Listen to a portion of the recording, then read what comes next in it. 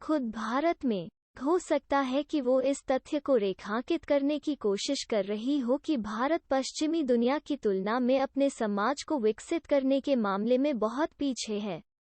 भारतीय शिष्टाचार और व्यवहार के इर्द गिर्द अपना सिर पूरी तरह से लपेटने में उसे कठिन समय लगता है। यही वजह है कि जब वो अपने अति संरक्षित और वातानुकूलित कमरे को छोड़ती है तो उसे बहुत अजीब लगता है। जानवर इंसानों से बहुत दूर होता है। वे पूरी तरह से अपनी वृत्ति द्वारा नियंत्रित होते हैं और हमारी तरह उनकी कोई स्वतंत्र इच्छा नहीं होती है। वो खुद को गरीबी और पिछड़ेपन भारत के इस महान गतिमान जानवर की पीठ पर होने के रूप में वर्णित करती है। साथ ही वो जानवर की उपेक्षा करती है और अपने विचारों को पाश्चात्य और संस्कारी भारतीयों पर केंद्रित करती है। शायद वो ऐसा इसलिए करती है क्योंकि यह उसके लिए बहुत अधिक सुविधाजनक है, बजाय इसके कि वो अपनी सबसे गहरी दिमागी परत में जानवर के साथ लड़ाई में जाए। हम एक कमजोर जानवर के बारे में सोचते हैं। वो भारत को कुछ दया से देखती है क्योंकि उनके पास यह सारी गरीबी है और वो देश को कच्चा और नग्न बताती है। एक तरह से 160 मील प्रति घंटे के साथ आपके चेहरे पर पूरी सच्चाई को हवा दी जा रही है। ये ऐसा है जैसे भारतीय अपने देश में जो कुछ भी है उससे संतुष्ट हैं। वो पूरी पुनर्जन्म प्रक्रिया का वर्णन काफी दिलचस्प करती है। यदि कोई गरीब आदमी किसी अमीर आदमी को अपना खाना खाते हुए देखता है, तो वो अपने आप में यह सोचेगा कि एक दिन या किसी अन्य जीवन में वो वही भोजन करने वाला अगला व्यक्ति होगा। उनके पास सोचने का यह तरीका है जो उन्हें इन प्रमुख कठिनाइयों से बचने के लिए पूरी तरह से फिट बनाता है कि उनका समाज उन्हें चुनौती देता है। गरीबी, कच्ची प्रकृति, गर्मी, पवित्र गाय। वो नहीं समझती है कि उसे क्यों या कैसे गाय को देखने में सक्षम होना चाहिए जो इतनी पतली है कि आप उसकी हड्डियों को देख सकते हैं। वो उस धारणा को नहीं समझती है। झाबवाला के अनुसार यूरोपीय लोगों के लिए भारत के साथ तालमेल बिठाने का सबसे अच्छा तरीका क्या है? मैं अकेला महसूस करता हूँ। बंद करो, बंद करो। यह मेरी ही गलती है। मुझे और बाहर जाना चाहिए और लोगों से मिलना चाहिए और सीखना चाहिए कि क्या हो रहा है। उसे समाज के साथ तालमेल बिठाने में कठिनाई होती है और जिस तरह से वे संवाद करते हैं और एक साथ समय बिताते हैं। वो एक विशेष घटना का वर्णन करती है जहां वो इस बारे में बात करती है कि कैसे भारतीय पूरे दिन एक साथ रह सकते हैं और लगभग एक दूसरे से बात नहीं कर रहे हैं, जबकि हम बहुत अजीब और कुछ हद तक बेवकूफ महसूस करते हैं अगर हम बात नहीं करते हैं और अपने विचारों को हर समय साझा करते हैं जब हम परिवार और दोस्तों के साथ होते हैं।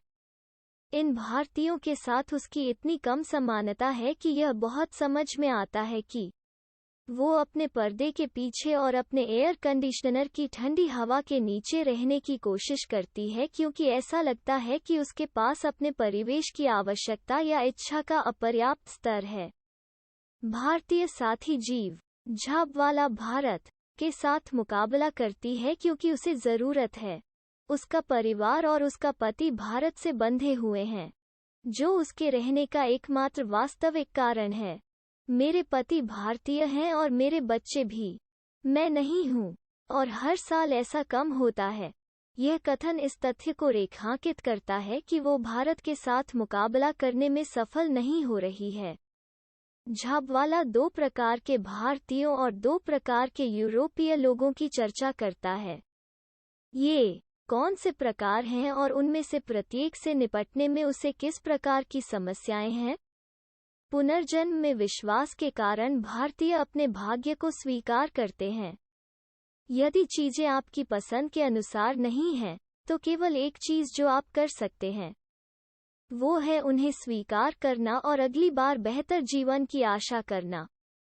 यह उन मुद्दों में से एक है जिसे झाबवाला बहुत समस्याग्रस्त मानता है। 2 तरह के भारतीय। यह एक अमीर आदमी खुद को पिलाओ में भर लेता है और सोचता है कि उसने इसे अपने पिछले जन्मों के कारण अर्जित किया है। 2. एक गरीब आदमी जो अपने अगले जीवन के लिए लाइन में खड़ा है, जो उम्मीद से बेहतर होगा।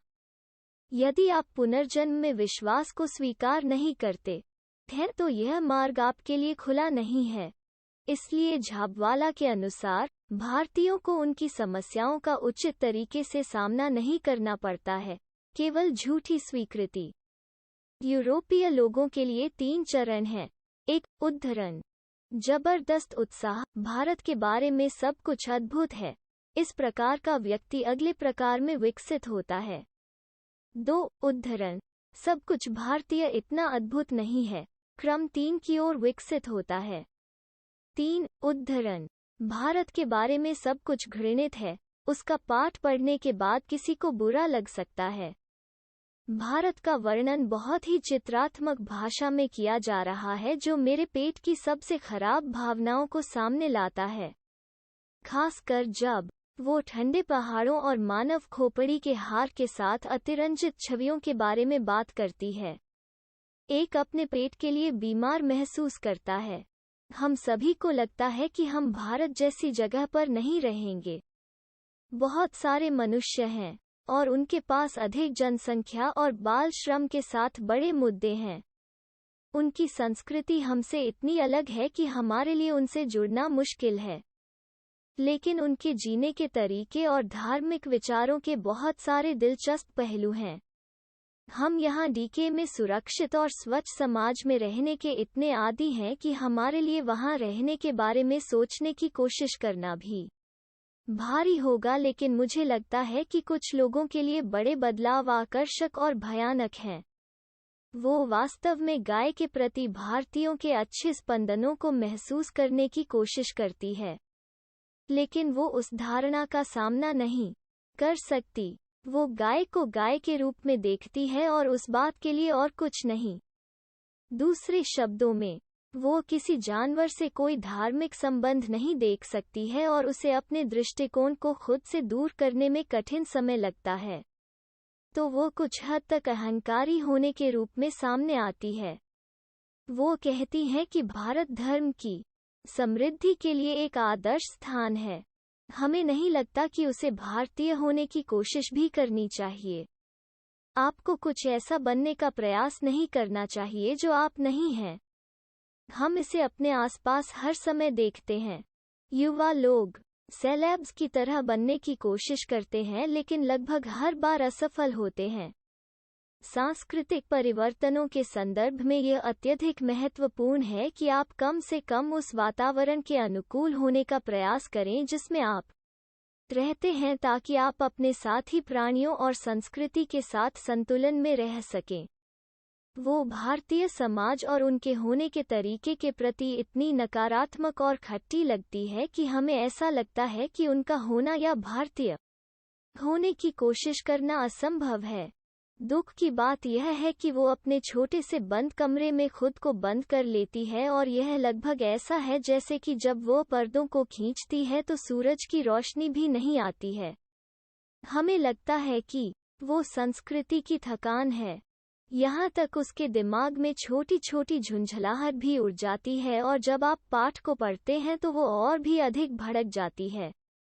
इसलिए उसके आत्मसात होने की धारणा शायद गलत है, लेकिन हम सकारात्मक महसूस करते हैं कि कम से कम उसने जो हासिल किया है उससे आगे अनुकूलन करने की कोशिश कर सकती है। अब तक संस्कृति थकान प्रोत्साहन अधिभार के लिए काफी अल्पकालिक प्रतिक्रिया। यह तब होता है जब आप नई संस्कृति के व्यवहार पर प्रतिक्रिया देना शुरू करते हैं और एक ही बार में बहुत सारी नई सांस्कृतिक सूचनाओं से निपटने की कोशिश करके तनावग्रस्त हो जाते हैं। जब आप किसी विदेशी वातावरण में अध्ययन या काम करने का प्रयास करते हैं तो तनाव और जलन तेज हो जाती है। अपरिचित और कठिन संदर्भों में संचालित करने की आवश्यकता के कारण संचयी रूप से अधिक प्रभाव पड़ता है। http://www.pacific.edu/sys/culture/ उसके पास पर्याप्त है, जैसे उसे सुनिश्चित करने के लिए या यहाँ तक उसे बेहतर महसूस कराने के लिए कुछ भी नहीं कहा या किया जा सकता है। उसके पास कुछ मुद्दे हैं। मैं न केवल एक देश के रूप में बल्कि एक संस्कृति और एक स्थान के रूप में भी भारत के साथ कुछ बड़े मुद्दे कहूँगा। यह कल्पना करना आसान है कि भारत की खूनी गंध भी उसके पेट को पागल कर देती है। संस्कृति आघात न तो किसी एक कार्य के कारण होता है और न ही किसी विशेष घटना के लिए आसानी से पता लगाया जा सकता है। यह संचयी है, जो समय के साथ होने वाली कई छोटी छोटी चीजों के कारण होता है, और इसमें अधिक गहराई से महसूस करने और कम करने में अधिक समय लगने की क्षमता होती है। यह मार्ग उसके मुद्दों के मूल का बहुत अच्छा वर्णन करता है। उसने इस पर खुद को पछाड़ दिया है। ये सभी नकारात्मक भावनाएं और बुरे स्पंदन भारत में उसकी नापसंदगी से उपजे हैं, विशेष रूप से उसकी आंखों के सामने होने वाले सभी विभिन्न परिवर्तनों के साथ उसके पास पर्याप्त था और इसके बारे में वो कुछ भी नहीं कर सकती थी। उदा गरीब लोग, वो गरीब लोगों के बारे में कैसे बात करती है? यह पढ़कर कोई भी उसके मन में लगभग घृणा महसूस कर सकता है।